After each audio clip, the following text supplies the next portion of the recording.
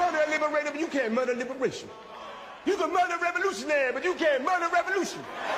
And you can murder a freedom fighter, but you can't murder freedom. You're tapped in, so let's get right to it. Oh boy, what a day makes, okay? What a day makes, man. So yesterday there was that Michigan Democratic primary between El-Sayed and Haley Stevens.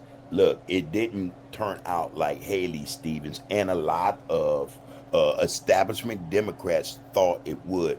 El-Sayed took control of the race from the very start and did not release it or that lead. He pulled it off. He pulled it off, to say the least, for right now. Anyway, El-Sayed did win the Democratic nomination for U.S. Senate, overcoming more than $60 million in campaign spending, mostly from pro-Israel groups like the AIPAC, who backed Stevens. That money was put into Stevens' campaign in a Democratic primary against El-Sayed, all right? That should tell us a lot. It should tell us a lot. And I think, or we here at TAP, we tend to think that Haley Stevens or Mike Rogers, either or, does not matter to the AIPAC or the super PACs or Israel, because they think, we think that they think either candidate's going to do exactly what they need them to do, especially when it comes to Israel. That's their record. Doesn't really matter, you know. But the thing was to make sure El-Sayed did not win this Democratic primary. Now they're saying, oh, well, Mike Rogers is going to mop him. We don't think so. We don't think so. We think that there is a shift occurring in the United States, especially politics, whereas those in the establishment are losing ground. People are waking up to the antics, the corruption, and the disregard for the American people. They're starting to see this thing in real time. And so that's why we think El-Sayed will win the Michigan Senate race in November. This is what we're projecting that. We're going to call that early, you know, just so you know. We're putting that out there. So anyway, yeah, man, the Stevens defeat, man, he knocked her down. He knocked her down, man. And again, I think what made the difference was people saw the amount of money that AIPAC and or super PACs were putting behind Haley Stevens, and they didn't like that. They didn't like that. Most Americans understand that Israel lobbies are involved in American politics, and not just that, but they brought money into the get out. And let's be quite frank and honest, money's been involved in politics for a very long time. But it seems as though people are tired of money determining who gets elected instead of the people. That's the big difference. You know, that's the difference. But anyway, $60 million in campaign spending, mostly from, like I say, pro-Israel groups, mainly the AIPAC, all right? And those groups, AIPAC as well, they're all the same almost, they back Stevens. Now, how El-Sayed overcame nearly $65 million onslaught of outside money and an establishment that had rallied around Stevens, even as Michigan Governor Gretchen Whitmer endorsed Stevens late in the race as a last-ditch effort to stop El-Sayed. Again, this thing speaks volumes, man. It speaks volumes. The final margin was razor thin, all right? El-Sayed, he led by just 1%, with 99% of the ballots counted when the AP called it, all right? Polls had suggested a comfortable win for El-Sayed, but Stevens outperformed expectations statewide and had a strong showing in Detroit. Now, I don't understand that, because Detroit seems to be a little more progressive nowadays. To back Stevens is kind of, you know, one of the mind bogglers right there. But the key differentiator that I'm going to hammer on is the money. The money didn't win this one, y'all. That should tell us something. You know, now I'm not really a big fan of voting. I think it's rigged in a lot of respects. I think also the voting process, there's a lot of trickery to it. You know, and it's not always the citizen, you know, of the American who votes, you know, and as a result of their voting, um, things happen. They don't. You know, that's just my take on it. Politicians have a tendency of getting elected, going into office, and disregarding everything the constituent, the person who put them in office, demands of him or that he promised them. It's just my take on it. All right. But anyway, that did happen. And again, um, man, Stevens had the machine behind her, the establishment, the Democratic establishment, and you have to also say the Israeli establishment behind her. You had Schumer, Whitmer, Peters, AIPAC's 30 million plus the super PAC, all right, and still lost to a grassroots, small dollar, UAW backed campaign. And I said it yesterday in the piece we did. Um, Once I understood that United Auto Workers was backing El-Sayed, oh, I called it. I said, he's not going to lose. He's going to win that thing. And that's exactly what happened. Anyway, Maya Berry of the Arab American Institute called it a big deal and said voters did not buy an avalanche of ads that skipped policy for attacks on an Arab American Muslim man named Abdul. All right? She might have a point there. If you, and look, here's the crazy part. This is a Democrat that he's vying against for the primary, in the primary. And these are the tactics she used. Now, and I'm just saying, those Americans who are Arab, you know, full-fledged, you know, Americans who are Arab, they should have been offended by the ads. In fact, anybody should have been offended by them ads, especially coming from your colleague. You know, it's okay to have a competition. It's okay to vie for the same job or whatever. But, you know, come on, man. That's below the belt. That is below the belt. But again, it was telling. It was telling, not just of Haley Stevens to, you know, for not saying to the AIPAC or any super PAC, hey, I don't like that. I don't like that ad. I don't like that the tone of that campaign or that message. She didn't do that.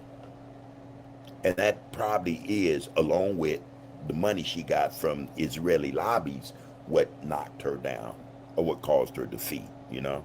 Just think about that. Now, here's the thing. If he wins in November, El-Sayed would become the first Muslim senator in U.S. history. Now, that's a big deal. We have to admit it. That is a big deal. Now, for that to happen, he has to beat Mike Rogers.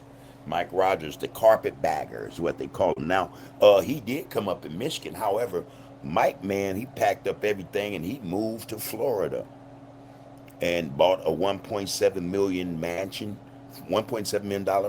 in Florida. You know, Mike Rogers has a history. You know, his background, he was a 7-term Michigan congressman from 2001, I think, to 2014, 15, something like that, all right? He's a former FBI agent. He chaired the House Intelligence Committee. He lost narrowly to Eliza Slotkin, okay, in 2024. He was defeated by her by a very, very thin margin, but immediately jumped back in for this cycle, all right? So after that loss in 2024, he said, hey, I'm going to throw my hat back in the ring. In fact, I think that he was summoned by Trump and the establishment, say, hey, man, get back in this race, man, because we got something brewing for Michigan. So we need you in there. Michigan's a purple state. Republicans are thinking that we could take Michigan, we can make it red. I think that was the whole play. Trump called him up. You know, he went in, hey, coach, what's up? You know, I'm putting you in. All right, coach, put me in. And there you have it, you know, he's in. Anyway, he narrowly lost that race again in 2024. And as a result, he jumped right back into this get down, what we call politics, all right? He claimed the Republican nomination without opposition and now faces El-Sayed in a race expected to help decide Senate control. This is the importance. At least that's the picture they want to paint for us. You know, who controls the Senate? They want us to think that there's a real live competition going on in there, you know, that if the Republicans or the Democrats control it, um, people's needs will be met differently. You know what I mean? Their concerns will be addressed. There'll be free health care, free education. Homelessness will become a thing of the past. You know, prices will go down. They want us to believe this crap. It doesn't matter. And that's just my take on it. It doesn't matter who's in that Senate seat, Republican or Democrat. They're going to toe the queue like they all do. They'll talk good ones. They get the scripts. They're all actors and corrupt. So it really doesn't make a difference. Now, the thing is, Shaheed is a different egg. He's a different egg, all right? In that, he's a democratic socialist American. He doesn't see eye to eye with the policies and politics of Republicans and Democrats. You know, capitalists, big corporations, you know, big money, billionaires involved in the people's politics. Big money determining how this country should be ran, led, and controlled. He's not that kind of guy. You know, that's the problem. Now, he's just one. You know, you might need another 15 of him or people like him in the Senate to actually see some change come about, change that's recognized and felt by the people. Otherwise, he's just another face. You know, he's not going to have much power standing alone, because that will be his position. He will be standing alone on that Senate floor.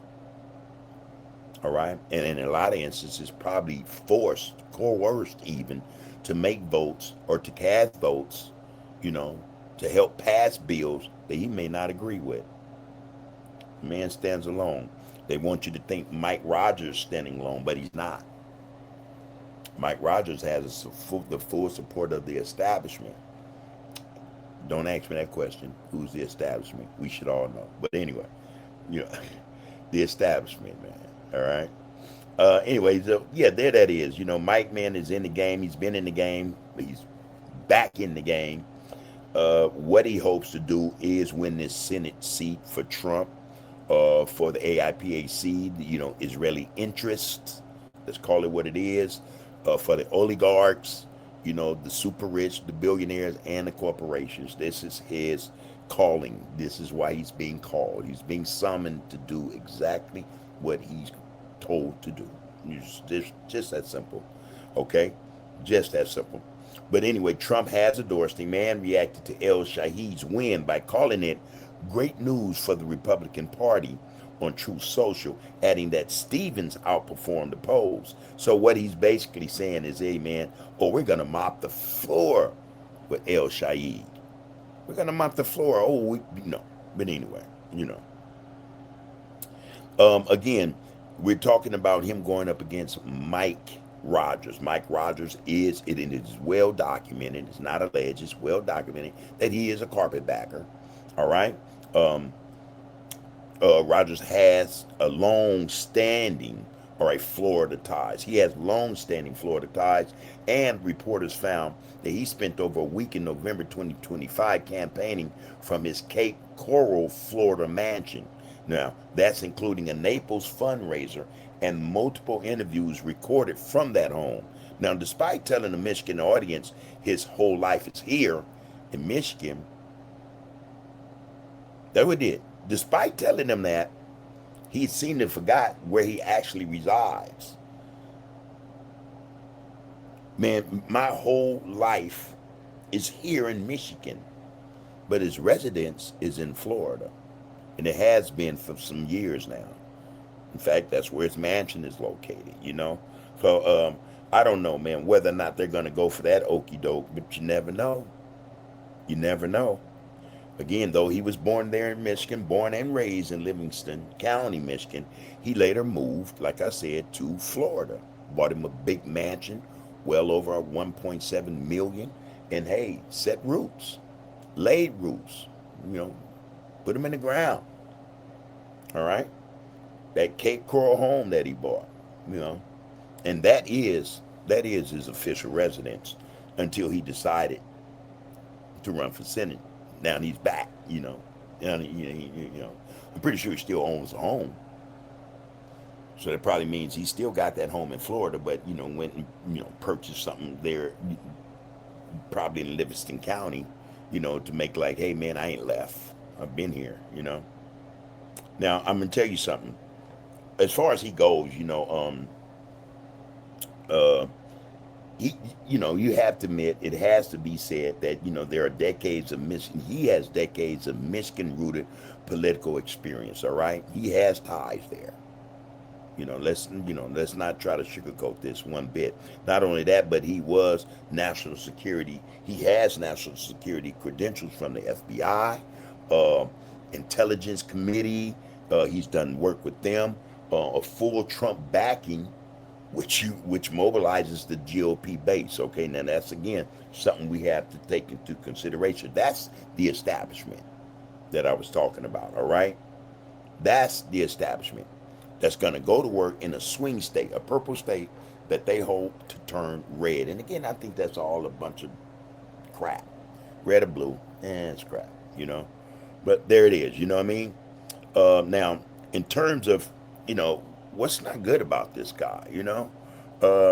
Again, the carpetbagging thing, you know, the residency thing, you know? That question, I'm pretty sure, is going to come back up.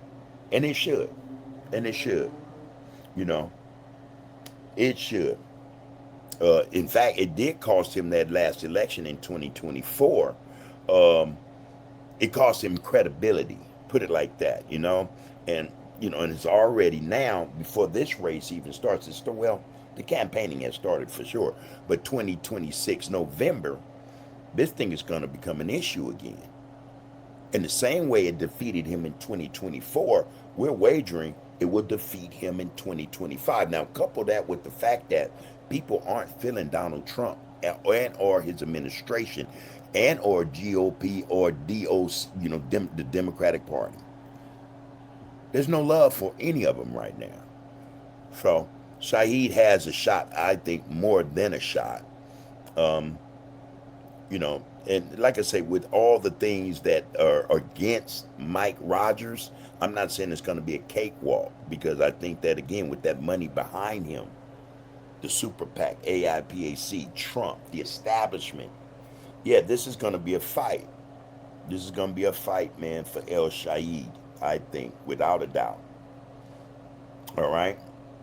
Now, and part of that fight is going to come from, I think, the political infrastructure that he's kind of built around him, you know, since being back 2024. So I'm pretty sure this thing is going to be a knockdown, drag out battle, you know. And again, it not for the reasons a lot of us think.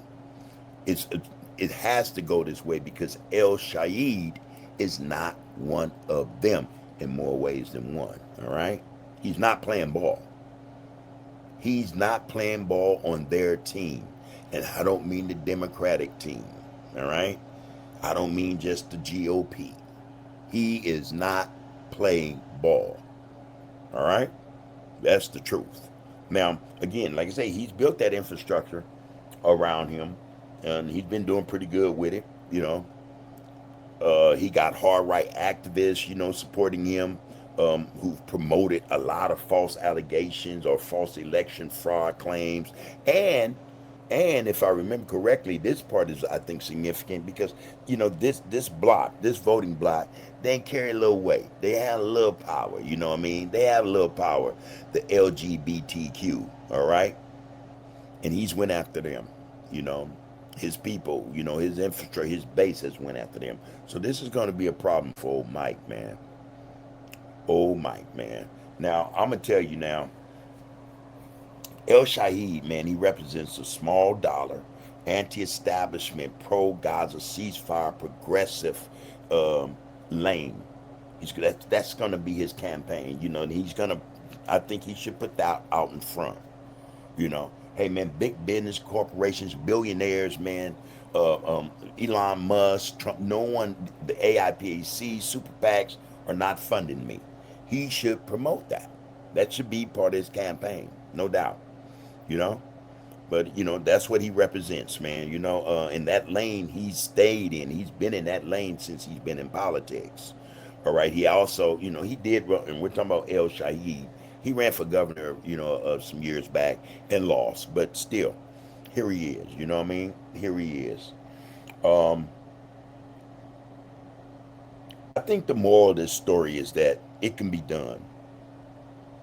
It can be done. Things can be accomplished in spite of the power we see presented or placed in front of us that would normally dissuade us or, convince us that we can't beat money or we can't beat power.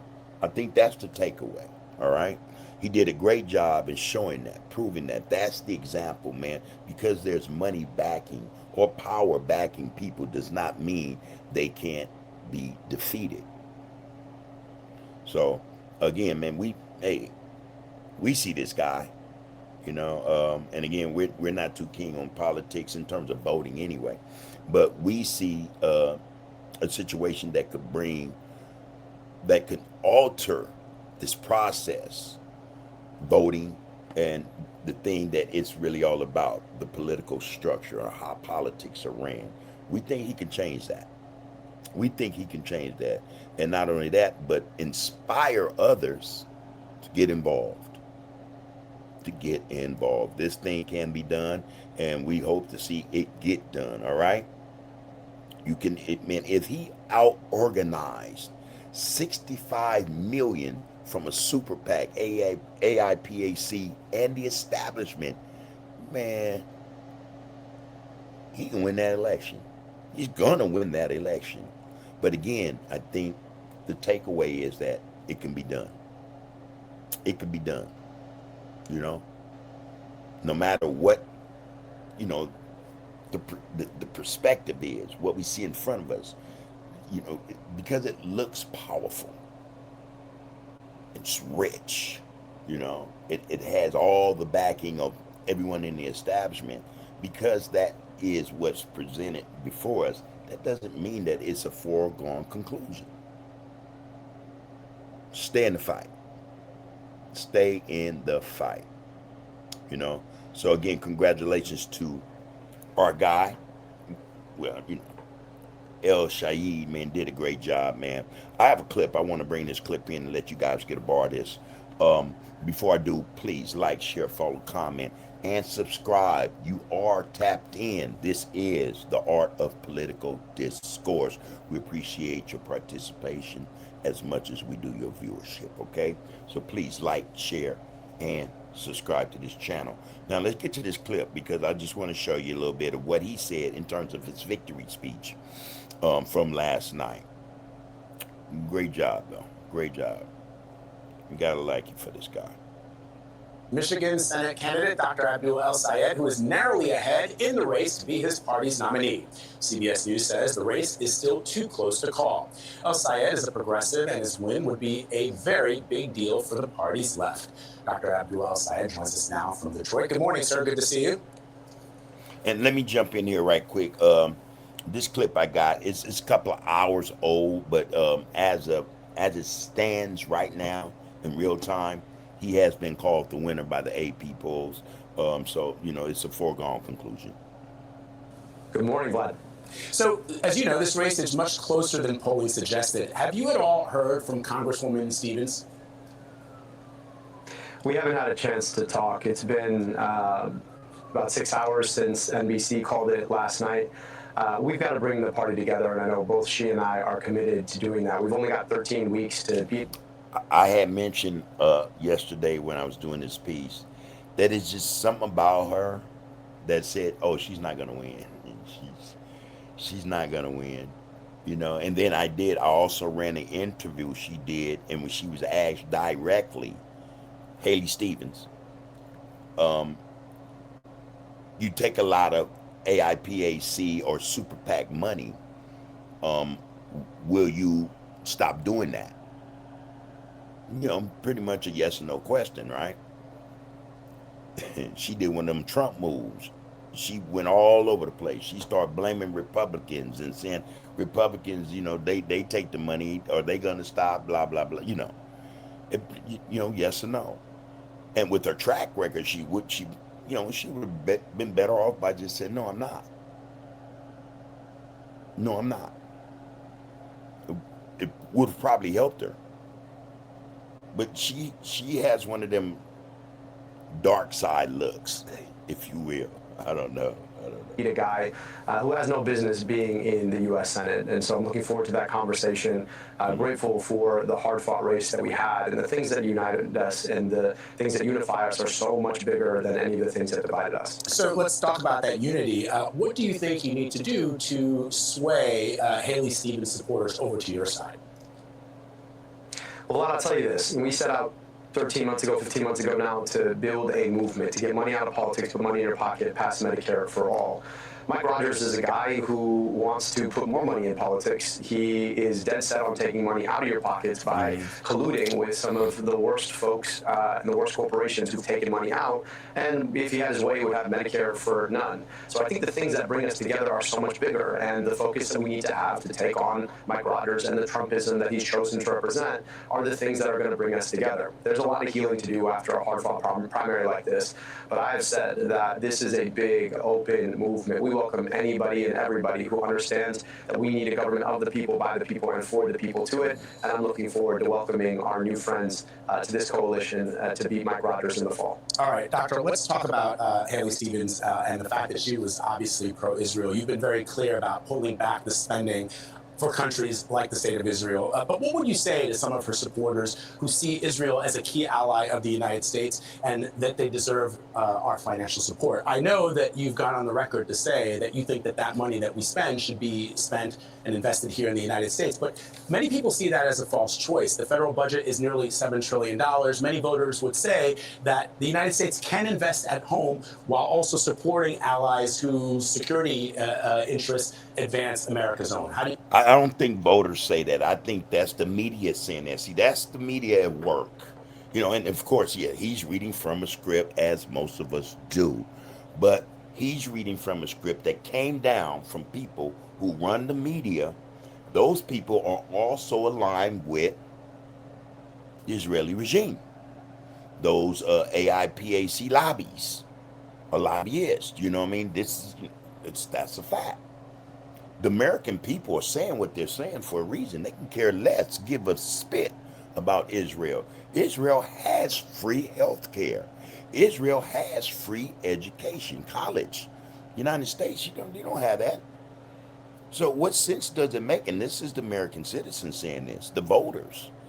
Well, why are we sending them money for bombs and security? And actually, they got their own money. They can buy their own bombs. They can buy their own weapons. We're sending them taxpayer dollars to kill women and children, while our women and children here in the United States don't have health care, don't have free education, bills are sky high, can barely make it, Now, that question posed to EL-SAYED was one that was posed, and it was put out there purposely by the media heads. Say, hey, this is how we create dissension, because there still may be some out there that want to support Israel to the last death, last drop of blood, American blood. So yeah, going to put that question out there. I don't think that's a question per se by a majority of Haley Stevens supporters who want to ask him this question. I don't. Can you address that? Well, Vlad, I'll tell you this. I'm coming to you from Detroit. I can go 5 minutes in almost any direction. I can show you a school that looks like it did 50 years ago. And when you talk about improving that school, everybody asks, well, how are you going to pay for that? I just don't know why we don't ask the same question when it comes to unconditional foreign military aid for any country. That's Israel, sure, but that's also Egypt, where my family immigrated from. That's also Pakistan and Saudi Arabia and Qatar, all countries that we send unconditional foreign military aid. And I don't know about you or the viewers, but I don't pay my taxes thinking, man, I can't wait for another country to get a bomb or a tank. But what kind of message does that send, Doctor? If they improve that school. What kind of message does that send to our allies? You see the pushback from Vlad. You see that, and I'm pretty sure in his notes it said that he starts speaking against what you're talking about. Ask this question, In our adversaries, that the United States would not be willing to support a key ally in global strategy. Well, I think it would send that we're about principle. If you're going to use the money that we send you to do apartheid and genocide, then you should think twice about getting our funding. And also think about the message that that sends to families who are in need in our own communities. There you go. It says that we see you. You have been contributing to our tax base for a very long time, and you haven't been getting the deal that you deserve. It says that we really are about trying to make your life more affordable, trying to make sure that you have the resources you need. And it says that we believe you have the right to your tax dollars. And so I think too often we're too worried about what something says to someone else. We're not as worried about what we say to people who are struggling for the ability to afford the basic things that they need for a dignified life. We are in an affordability crisis right now. It is past time for us to prioritize spending on the things that make people whole, guaranteeing their health care, making sure that they have housing and good schools, making sure they can breathe clean air and drink clean water, standing up to the corporations and special interests who have corrupted our politics for far too long. I like this guy. You gotta like this guy. Now, you would begin to love him if when he wins that Senate seat and he goes up there and it's the same thing when he gets there that we hearing now, but not just hearing it, but pushing for it. You know, those actions speak louder than words. But just on the face of it, okay, golly, how many people have said that, you know, and that you respect, or, you know, or carries himself in such a way to say, I kind of trust this guy, you know? How many? Dr. El-Sayed, Nichelle Turner here. You spoke just a minute ago about wanting to have a big coalition, but members of the Democratic establishment seemingly pulled together to try and defeat you. Chuck Schumer, Gretchen Whitmer, Jim Clyburn, all of those folks. What is your message to them today after seeing the race that you have run? Look, we have an opportunity right now to remember what it is that we're up against. We're up against a historically corrupted president, a guy who made $2.2 billion on his office in just the first year. Did any of you guys know that Trump made over $2 billion in his first year back? How's that possible? Corruption. And that's just counting what he made. We can go to his family, his sons and daughters, all his cronies, his allies. The money they're making is astronomical. Alone, we're up against a movement to squash democracy itself. And whatever we may differ on, it is so much smaller than what we agree on. So I'm looking forward to locking arms to defeat Mike Rogers and to beat Trumpism, to hold him accountable for the next several years, and to elect a president who believes in the value of democracy and wants to take on the responsibility of providing people health care and standing up for things like good schools and opportunity in our country. So I hope that today we can come together. So Doctor, do you think that it's time for Chuck Schumer to step aside? Do you think that Hell Chuck yeah. Schumer has Jim the pulse Clyburn of the Democratic Cory Party? Booker, Hakeem Jeffries? Well, look, I've said very They're all clearly that career I think establishment Senator Kristen politicians. Holland would be an amazing Senate Majority Leader. But right now, we have a job to do, and that's to beat Mike Rogers in the fall. That's what I'm focused on. I'm hoping that anybody and everybody who's committed to doing that comes together. I know Senator... I think he would have done himself justice, just, you know, seriously. And I know a lot of you are thinking, no, he got to, you know, say it along these lines, you know, because he's going to need the Democratic base to help him, da-da-da-da-da.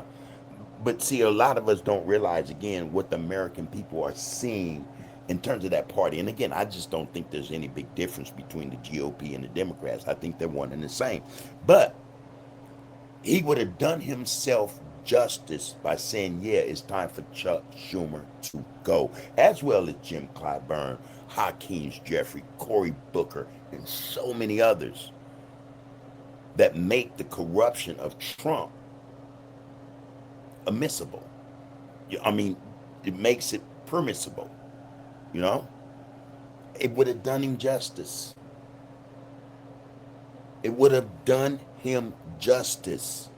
In fact, it would have galvanized the movement to remove these crooks and criminals, these corrupt individuals from the people's politics. Just my opinion, okay? Schumer and I are united in that goal, and I'm looking forward to working together to get that done. All right, Dr. ABDUL El-Sayed, thank you very much for spending some time with us this morning. We appreciate it. All right, now, and again, I'm an advocate. I trust that, man. There's listen, and we hear this a lot.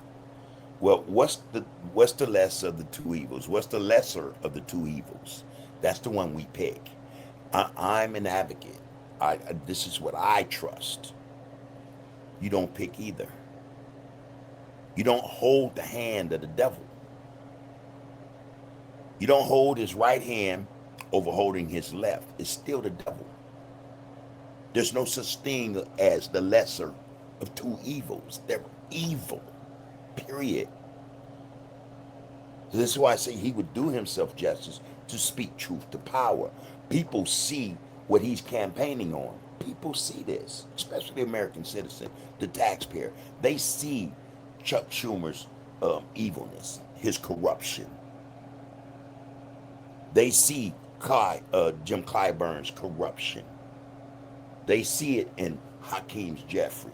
They see it in Cory Booker and others who are selling the people out politically for big money, for oligarchs, for billionaires, for corporations, for other countries. Do itself a great justice, a great service, great service. And so, like I said, now that being said, he will be facing Mike Rogers. And again, Mike Rogers, man, is somebody who Trump endorsed. All right, this guy right here. All right, this is Mike Rogers, man, with Trump. This was back in probably 24, 25. But again, Mike Rogers is somebody who is a carpetbagger. He is establishment. And I mean that in ways that I have to be very careful, by expressing, you know what I mean? But Mike Rogers, yeah, man, look, his background, like I said, he's a 7-term Michigan congressman from 2001 to 2015, all right, former FBI agent, chaired the House Intelligence Committee.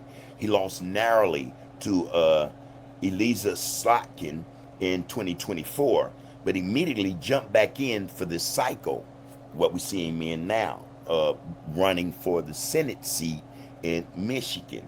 All right. He claimed the Republican nomination without opposition and now faces EL-SAYED.